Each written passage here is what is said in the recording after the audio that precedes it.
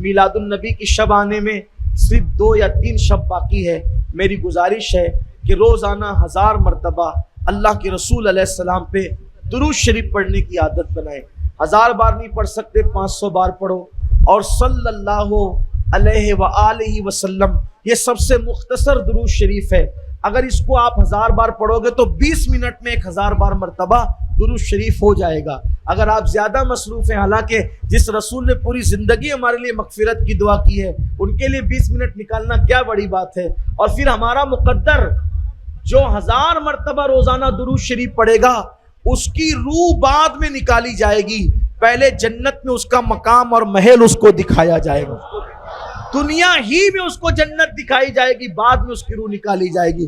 اس لیے 20 منٹ کا ٹائم نکالو اپنے نبی پر درود پڑھنے کے لیے، اور عادت بناؤ کہ روزانہ حضور پر جو وہ 1000 بار درود شریف پڑھو. 20 منٹ کیا بڑی بات ہے. چائے پینے جاتے ہیں، گھنٹوں ہوٹل پہ بیٹھ جاتے ہیں، اخبار پڑھتے ہیں، گھنٹوں لگا دیتے ہیں، واٹس ایپ دیکھتے ہیں، گھنٹوں لگا دیتے ہیں. میرے بھائی اپنی آخرت کے لیے بھی کچھ کیجئے. میرے آقا علیہ السلام فرماتے ہیں جو دنیا میں مجھ پر جتنا کثرت سے درود پڑھے گا وہ اتنا زیادہ آخرت میں مجھ سے قریب رہے گا. اگر حضور علیہ السلام کی قربت چاہتے ہو تو درود شریف پڑھو. اور پھر درود پڑھنے والا اللہ کے نزدیک کتنا محترم ہو جاتا ہے. بخاری شریف کی حدیث ہے من صلی علیہ واحدہ صلی اللہ علیہ عشرہ. میرے آقا فرماتے ہیں تم میں سے کوئی مجھ پر 1 بار درود پڑھتا ہے تو اللہ اس پر 10 مرتبہ درود نازل فرماتا ہے. تم نبی پہ درود پڑھتے ہو، اللہ تم پر درود نازل فرماتا ہے. تم 1 بار پڑھتے ہو، اس کے بدلے میں اللہ تم پہ 10 بار درود نازل فرماتا ہے.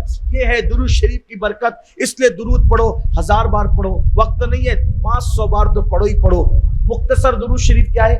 صلی اللہ علیہ وآلہ وسلم. صلی اللہ علیہ وآلہ وسلم.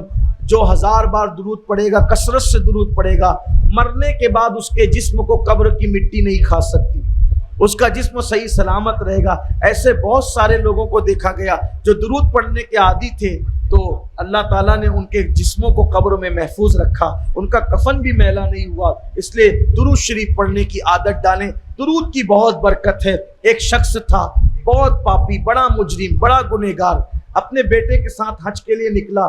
راستے میں اس کا انتقال ہو گیا. انتقال ہوا، اس کا بیٹے نے اس کے اوپر چادر ڈال دی. چادر ڈالی تو کیا دیکھا کہ تھوڑی ہی دیر میں اس کا چہرہ گدھے کی طرح ہو گیا.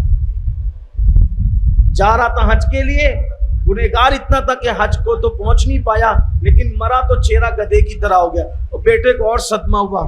پہلے تو یہ مر گیا، اس کے بعد باپ کا چہرہ گدھے کی طرح ہو گیا، شکل بدل گئی. رویا، روتے روتے آنکھ لگی. جب آنکھ لگی تو کیا دیکھا کہ خواب میں ایک نورانی چہرے والے، کالی زلفوں والے، سیاہ داڑھی والے، جن کے بدن سے خوشبو کی لپیٹیں اٹھ رہی تھی اور لباس بالکل صاف ستھرا تھا، صاف و شفاف تھا لباس. وہ آنے کے بعد چادر ہٹائی اور اس کے چہرے پہ ہاتھ پھیرا. جب ہاتھ پھیرا تو اس کا چہرہ 14ویں رات کے چاند کی طرح چمکنے لگا. پھر چادر ڈالی اور جب واپس جانے لگے تو اس نے دامن تھام کر کہا محترم کون ہے؟ احسان کرنے والے میرے محسن کون ہے؟ اس مصیبت میں آپ نے، اس مسافرت میں آپ نے احسان کیا. میں لوگوں کو بتا تو سکوں کہ کس نے احسان کیا. مڑ کے کہا نہیں پہچانتا. نہیں پہچانتا، بتائیں نا آپ کون ہے. کہا کہ تو جس کا کلمہ پڑھتا ہے وہی محمد الرسول اللہ ہے. کہا حضور آپ آئے ہیں. میرا باپ تو بہت گنہگار تھا، پاپی تھا، آپ نے اس کا چہرہ چمکایا. کہا تھا گنہگار لیکن مجھ پہ درود پڑھتا تھا، مجھ پہ درود پڑھتا تھا، تو جو مجھ پہ درود پڑھتا میں اس کو کیسے بھول سکتا ہوں. اور پھر حضور تشریف لے گئے تو آنکھ کھلی تو پورا ماحول خوشبو سے معطر تھا. چادر ہٹا کے دیکھا تو جیسے خواب میں چہرہ چمک رہا تھا ویسے بیداری میں بھی چہرہ چمک رہا.